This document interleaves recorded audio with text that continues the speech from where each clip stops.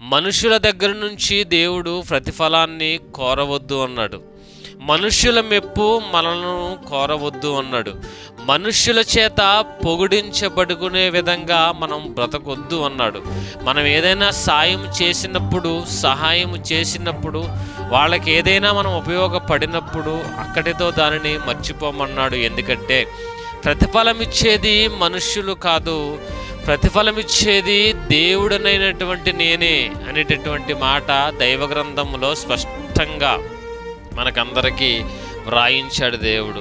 కొంతమందికి ఈ విషయం తెలియకపోవడం వలన చేస్తున్నటువంటి సాయానికి ప్రతిఫలంగా వాళ్ళు కృతజ్ఞత చూపించడం లేదేంటి అని బాధపడుతూ ఉంటారు. మనుష్యులు మమ్మల్ని మెచ్చుకోవడం లేదేంటి, మా ద్వారా సాయం పొందిన వారు సైతము ఇంతగా వీళ్ళకి మేలు చేస్తే వీళ్ళు అసలు మమ్మల్ని గుర్తించడం లేదేంటి, వీళ్ళ దగ్గర నుంచి ఎటువంటి ప్రతిఫలం మాకు రావడం లేదేంటి అని చాలామంది వాపోతూ ఉంటారు, బాధపడుతూ ఉంటారు, నిరుత్సాహం పడుతూ ఉంటారు. కానీ అలాంటి వారందరికీ దేవుడు చెబుతున్నటువంటి అద్భుతమైనటువంటి మాట బైబిల్ గ్రంథంలో నుంచి మనం జాగ్రత్తగా ఆలోచన చేయగలిగితే, కొలస్సీలకు రాసినటువంటి పత్రిక అపోస్తులుడైనటువంటి పౌలు గారు కొలస్సీ సంఘానికి వ్రాసినటువంటి పత్రిక 3వ అధ్యాయము 17వ వచనం ఒకసారి చూద్దాం. మరియు మాట చేత కానీ క్రియ చేత కానీ మీరేమి చేసినను ప్రభువైన యేసు ద్వారా తండ్రి అయిన దేవునికి కృతజ్ఞతాస్తుతులు చెల్లించుచు సమస్తమును క్రీస్తు పేరట చేయండి. మాట చేత కానీ మీరెవరికైనా మాట సాయం చేసినా, మీ మాట ఎవరికైనా ఉపయోగపడేటటువంటి మాట మీరు పలికినా, మీరు చెప్పినా, ఆ మాట చేత కానీ క్రియ చేత కానీ మీరు చేసినటువంటి ఆ పని వలన, ఆ సహాయం వలన వాళ్ళు లబ్ధి పొందినప్పటికీ మీరు ఏమి చేసినను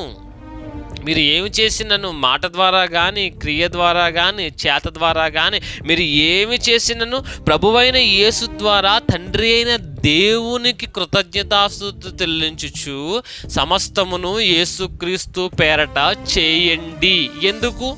ఎందుకు అలా చేయమన్నాడు? సమస్తమును క్రీస్తు పేరట ఎందుకు చేయమన్నాడు? సమస్తమును దేవుని పేరట ఎందుకు చేయమన్నాడు అని ఆలోచన చేస్తే, అదే కొలస్సీలకు రాసినటువంటి పత్రిక 3వ అధ్యాయము 23వ వచనం ఒకసారి చూస్తే, ప్రభువు వలన స్వాస్యమును ప్రతిఫలముగా పొందుదుమని ఎరుగుదురు గనుక. ఇక్కడ జాగ్రత్తగా మనం అర్థం చేసుకోవలసినటువంటి మాట, ప్రభువు వలన స్వాస్యమును ప్రతిఫలముగా పొందుదుము గనుక. స్వాస్యము అనగా ఆస్తి. ప్రభువు యేసుక్రీస్తు ద్వారా పరలోకమనేటటువంటి ఆస్తిని పొందుదుమని మీరు ఎరుగుదురు గనుక.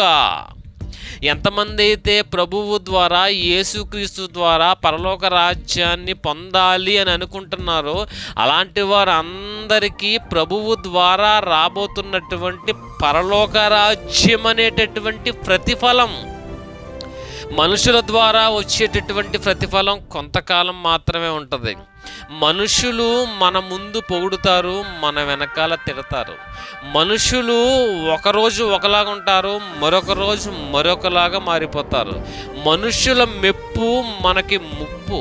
మనుషుల దగ్గర ఘనత వహించే విధంగా వాళ్ళ దగ్గర మాత్రమే ఘనత పొందాలని అనుకుంటే ఆ ఘనత శాశ్వతమైనది కాదు.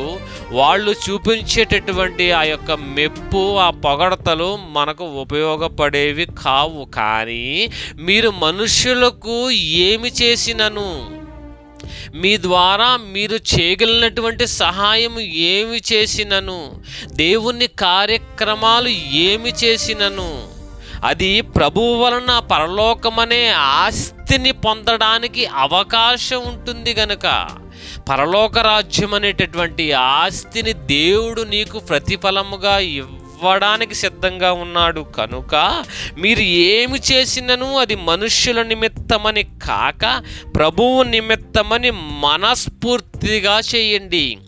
ఏమి చేసినా మనస్ఫూర్తిగా చేయమన్నాడు. మనుషులకు ఉపయోగపడేటటువంటి ఏ కార్యక్రమం చేసినా మనుషుల దగ్గర నుంచి ఏ ప్రతిఫలం ఆశించకుండా చేయమన్నాడు. ఎందుకంటే మనుషులకు మీరు చేస్తున్నటువంటి ఆ మేలుకరమైనటువంటి ఆ మాట అయినా, ఆ చేత అయినా, ఆ క్రియ అయినా దానికి ప్రతిఫలముగా దేవుడు మనకి పరలోక రాజ్యం అనేటటువంటి ఆస్తి ఇవ్వబోతున్నాడు గనుక, పరలోకం అనేటటువంటి ఆస్తి శాశ్వతమైనది గనుక, ఆ శాశ్వత సంతోషమైనటువంటి పరలోక రాజ్యాన్ని దేవుడు మనకు ఆస్తిగా ఇస్తానన్నాడు గనుక, మనం చేసిన దానికి ప్రతిఫలముగా, మనం చేసిన దేవుని కార్యక్రమాలకు ప్రతిఫలముగా పరలోకాన్ని ఆస్తిగా ఇస్తానన్నాడు గనుక, మనుషుల దగ్గర మనకు మెప్పు రాకపోయినా పర్వాలేదు, మనుషుల కంటికి కనబడకపోయినా పర్వాలేదు, మనుషులు మనల్ని మెచ్చుకోకపోయినా పర్వాలేదు, మనం చేసే ప్రతిదానిని దేవుడు అక్కడ చూస్తున్నాడు. నీ హృదయ రహస్యాలను ఎరిగినటువంటి దేవుడు నువ్వు చేసిన దాన్ని దేనిని మర్చిపోకుండా, నువ్వు పడినటువంటి ఏ కష్టాన్ని మర్చిపోకుండా, స్వార్థ వ్యాపకం నిమిత్తము నువ్వు పడినటువంటి కష్టం, స్వార్థ సభల నిమిత్తము నువ్వు పడినటువంటి కష్టం, పాస్టర్ గారు గుర్తించకపోయినా పర్వాలేదు, విశ్వాసులు గుర్తించకపోయినా పర్వాలేదు, కుటుంబస్తులు గుర్తించకపోయినా పర్వాలేదు, కానీ మనం చేసినటువంటి ప్రతిదానిని ప్రతిఫలం ఇవ్వడానికి అర్హుడు, అవకాశం ఉన్నటువంటి ప్రభువే చూస్తున్నాను, నేను మీకు ప్రతిఫలము ఇవ్వడానికి నేను సిద్ధముగా ఉన్నాను గనుక మీరు ఏమి చేసినను ప్రభువైనటువంటి నా పేరట మనస్ఫూర్తిగా చేయండి, నా పేరట మనస్ఫూర్తిగా చేయండి, సణుగు కొనకుండా చేయండి, బాధపడకుండా చేయండి, ఇబ్బంది పడకుండా చేయండి, కృంగిపోకుండా చేయండి. ఎందుకంటే మీరు చేసే ప్రతిదానికి నేను ప్రతిఫలం ఇవ్వడానికి సిద్ధముగా ఉన్నాను. పరలోక రాజ్యం అనే ఆస్తిని మీకు ప్రతిఫలంగా ఇవ్వబోతున్నాను